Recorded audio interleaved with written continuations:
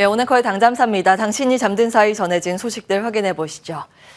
자, 오늘 시장 양봉을 그려가기 기원하는 마음으로 또 빨간 옷을 입긴 입었는데 흐름이 간밤 녹록지는 않았습니다. 미증시는 차익 실현 매물 출회가 되면서 매매 공방이 치열하게 나왔습니다. 3대 지수가 일단은 약세로 마무리가 됐는데요. 이 안에서도 포모, 그래도 매수는 해야지라는 세력도 분명 존재했습니다. 빅테크가 그랬고요. 특히 이 안에서 메타 등의 종목이 52주 신고가를 달렸습니다. 잠시 후에 볼 텐데 시장 하방 압력을 가했었던 내용은 크게 두 가지로 추려집니다. FOMC 의사록이 공개됐습니다. 연내 추가 금리 인상 가능성이 명확하게 드러났는데요. 사실 이 부분이 새로운 내용은 아닙니다. 이번에 이 의사록이 공개되면서 7월 FOMC 때 25bp 인상 확률이 88%로 베팅이 됐습니다. CME 페드워치상 그렇고요. 지난번에 6월 FOMC 회의를 할 때 의사록을 작성하죠. 그리고 회의를 할 때 바로 파월 의장이 기자회견을 합니다. 그때 이야기를 다 풀고 그때 작성했던 의사록만 이날 이제 공개를 하게 되는 거기 때문에 새로운 내용은 없었습니다. 시장에 하방 압력을 더했었던 가장 큰 이유는 미중 갈등 우려감 대두라는 분석이 많습니다. 미중이 지금 옐런 장관이 방중을 앞두고 있다 보니 그에 앞서서 대립각을 세우는 구도인데요. 그로 인해서 미중 관계가 더 안 좋아지나라는 우려감으로 하방 압력을 가했다라는 게 시장의 평가입니다. 그리고 어제 말씀드린 것처럼 중국의 차이신 서비스 PMI 발표가 됐는데요. 예상을 밑돈 부진한 수치였습니다. 코로나 영향으로 제조업이 안 좋게 나오는 건 그렇다 쳐도 서비스업까지 이렇게 부진하다 결국에는 리오프닝과 관련해서 어떠한 경기 부양이 필요하다고 볼 수 있는 사안입니다. 이 내용이 먼저 공개가 되면서 어제 중화권 증시가 하락으로 전환이 됐고 우리 시장도 잘 가다가 이 지표 공개된 이후에 하락 전환된 이유도 여기에 숨어 있습니다. 이런 영향이었고요. 그로 인해서 미중의 갈등에 가장 큰 우려가 나타나고 있는 반도체가 가장 크게 밀렸습니다. 그러나 빅테크의 강세가 있었습니다. 필라델피아 반도체 지수가 2% 넘게 밀렸기 때문에 오늘 우리 시장 반도체주의 약세 출발 가능성이 있다라는 분석이 있는데요. 잠시 후에 반도체 이야기 따로 볼 거고요. 특히 이제 중국 쪽에 공장을 가지고 있는 기업 인텔이나 마이크론이 해당이 되죠. 3%대 3% 안팎의 약세 흐름을 보였습니다. 반도체 장비까지 밀리는 모습이었고요. 지난번 전달해 드린 것처럼 중국에서 갈륨과 게르마늄 수출 제한을 걸었습니다.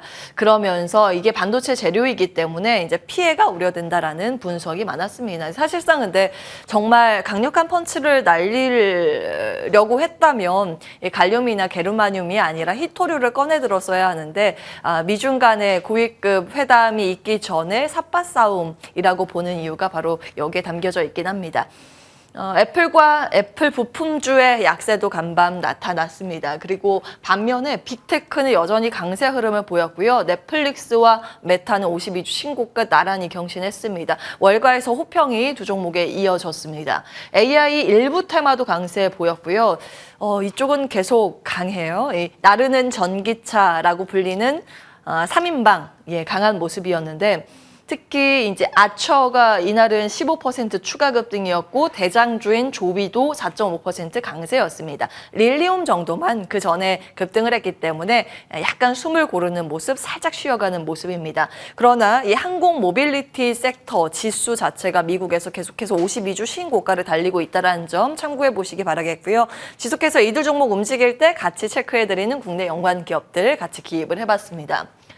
자, 미증시에서 전원 기립한 섹터 바로 전기차입니다. 테슬라 강세 흐름, 그 아래 샤오펑이나 리비안, 피스커 일제히 급등을 보였고요. 기존 전통 완성차, 전기차 같이 하고 있는 제너럴 모터스나 포드 마찬가지 강세 흐름을 보였습니다. 전기차의 강세, 특히 테슬라의 강세의 흐름을 이어받을 수 있을까라는 관점 오늘 궁금해지는데요. 에코프로 100만 원 초액기에 들어가 있는 상황입니다. 오늘 흐름이 어떨지 체크해 보셔야겠습니다. 반도체 이야기를 해보겠습니다. 반도체가 이제 미중 갈등 우려감으로 인해서 하락을 하는 흐름이 요 며칠 이어지고 있습니다. 반도체 주가 무려 6개월 연속의 강세 행진이었는데요. 정말 이것이 상승 그동안 많이 해왔기 때문에 끝물일까요? 아니면 쉬었다 가려는 움직임일까요? 과거의 이 반등 추세를 한번 정리를 해보겠습니다. 지난 10년간 반도체 업황이 전환됐을 때 이익이 개선이 되는 흐름이 나왔을 때 주가는 2년 반, 2년, 두 차례에 걸쳐서 상승 추세가 연결된 사례가 있습니다. 2012년 하반기부터 2014년도까지가 첫 번째 사이클이었는데요. 당시에 미국, 유럽, 중국 모두 경기에 대한 우려감이 마무리되면서 경기가 살아나니 이 스마트폰이나 태블릿 PC 등의 수요가 올라가며 출하량이 증가했고 여기에 들어가는 반도체 이익 사이클이 반등을 보였습니다. 이 기간 동안 이익 사이클은 83% 올랐고요. 2년 반 동안 필라델피아 반도체 지수는 128% 이렇게 상승을 했습니다. 두 번째 사이클이 여기인데 2016년 하반기부터 2018년 상반기 딱 2년간 사이클입니다. 당시에 반도체 공급 부족으로 인해서 대세 호황이라고 일컬어지는 슈퍼 사이클이 나왔는데요. 이 기간 동안 이익 사이클이 150% 올랐고 필라델피아 반도체 지수도 동일하게 150% 상승을 했습니다. 그러나 지금 가장 큰 변수는 이것입니다. 미중 간의 갈등, 이것이 더 강하게 나온다면 반도체에 좋을 리 없습니다. 그렇기 때문에 앞으로 미중 간의 그 구도가 어떻게 흘러가는지 여부, 경제적인 규제가 실질적으로 어떻게 나오는지 여부는 들여다보셔야겠습니다. 미국 같은 경우에는 AI 칩 중국 수출 제한 확대 추진한다고 먼저 보도를 했죠. 그 다음에 중국 상무부가 갈륨, 게르마늄 수출 통제를 한 데 이어서 바로 이어서 미국은 또 중국 클라우드 제한 추진한다는 월스트리트 저널 보도가 있었습니다. 그러나 사실 이제 클라우드 관련해서 피해가 예상되는 종목들이라 그러면 마이크로소프트 등이 해당이 되는데 오히려 주가 간밤에 올랐거든요. 시장은 영향력이 큰 카드라고 아직은 보지 않는 모양새입니다. 그렇기 때문에 오늘부터 진행이 된 옐런 방중의 일정에 더욱더 주목을 하셔야겠습니다. 전력 반도체 이야기를 해보겠습니다. 우리가 반도체 하면 흔히 메모리 반도체와 연산 반도체인 CPU, GPU, NPU 이것을 떠올리는데 전력이 돌아가는데 다 들어가야 하는 전력을 통제하는 반도체가 있습니다. 그것이 바로 전력 반도체인데요. 그동안 사실은 하락 사이클을 걸었었는데 최근 들어서 패러다임 전환으로 인해서 새로운 모멘텀이 등장할 것이라는 분석이 나옵니다. 그것을 또 뒷받침하는 수주 소식이 간밤 전해졌습니다. 이 울프스피드라는 기업, 전력관리 반도체 기업인데요. 여기에서 일본 르네사스에 앞으로 10년간 반도체를 공급한다는 그 계약 체결 소식이 전해졌습니다. 이 일본의 르네사스는 차량용 반도체 글로벌 빅3 기업인데요. 결국에 차량용으로 들어가는 반도체가 되는 거겠죠.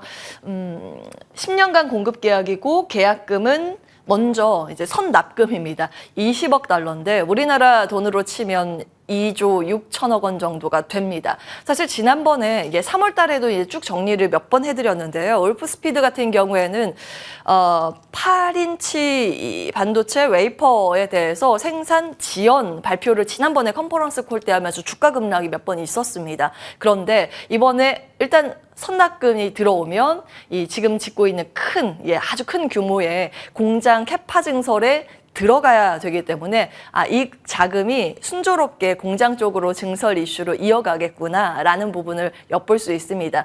이 과거에 우리가 이제 반도체 쇼티지 있었을 때 차량용 반도체 쇼티지가 굉장히 컸잖아요. 일단 차량용 반도체 전기차 회사들은 걱정거리가 한 가지 해소가 됐다라는 측면 한 가지가 있고요. 그 밖에 3월 달에 이제 정리해 드린 내용 차근차근 다시 한번 보겠습니다. 자, 모두가 가는 길목 전력 반도체라고 그 당시에 전력 반도체에서 자세히 이제 정리를 해드렸는데 지금 이쪽 분야가 SiC 실리콘 카바이드 쪽입니다. 국내 밸류체인들 정리를 그때 해드렸고요. 가장 크게 이제 양쪽 다 하고 있는 게 SK그룹입니다. 질화 갈륨까지 하고 있는데 이쪽은 이제 전기차에 많이 들어가고 이쪽은 가전기기 쪽에 많이 들어갑니다. 삼성전자가 이 질화 갈륨 쪽에도 신경을 쓰겠다고 지난번에 이제 컨콜 때 이야기를 한 만큼 둘 둘 다 우리나라는 보셔야 합니다.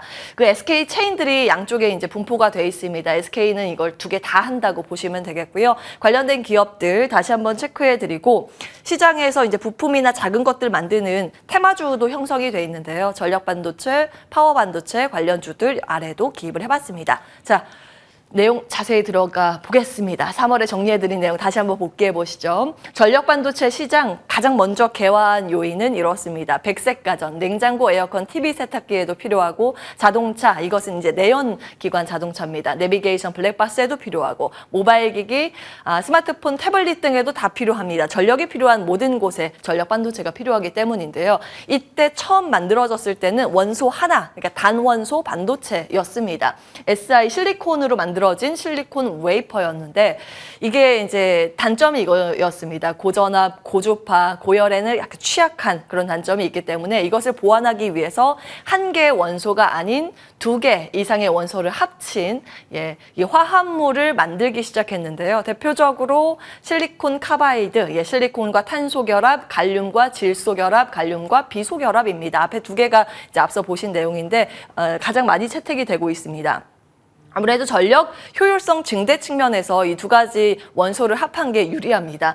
저전력으로 사용 시간은 늘릴 수 있고 전력 손실을 최소화할 수 있기 때문인데요. 이 부분을 이제 적용을 할 수 있는 게 전기차, 이제 덩치가 큰 쪽입니다. 태양광과 풍력 등의 신재생 그리고 서버 등의 덩치가 큰 쪽이 이렇게 경제력이 좋은 전력 반도체가 필요한 그런 상황입니다.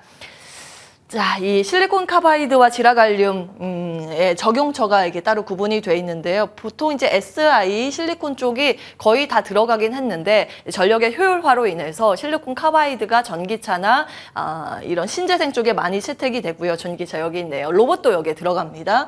그리고 질화갈륨 같은 경우에는 큰 서버 그리고 가전 기기 이쪽에 많이 채택이 되고 이 같이 이제 삼성전자가 하고 있습니다. 3월에 같이 말씀을 드린 게 전기차 같은 경우에는 처음에 테슬라가 채택하기 시작했습니다. 이 SIC를 먼저 채택을 했는데 그 이후에 뭐 비아디나 루시드, 니오, 현대 등등의 다른 자동차 메이커 회사들도 이 질화갈륨 SIC를 채택하고 있는 그런 상황이기 때문에 추가적으로 이 시장이 확대되고 전력 반도체의 고사용, 고전력 반도체의 수요가 늘어난다면 이 시장에 대해서 긍정적인 평가가 나올 수 있겠습니다. 하나의 긴 관점의 관전 포인트였습니다.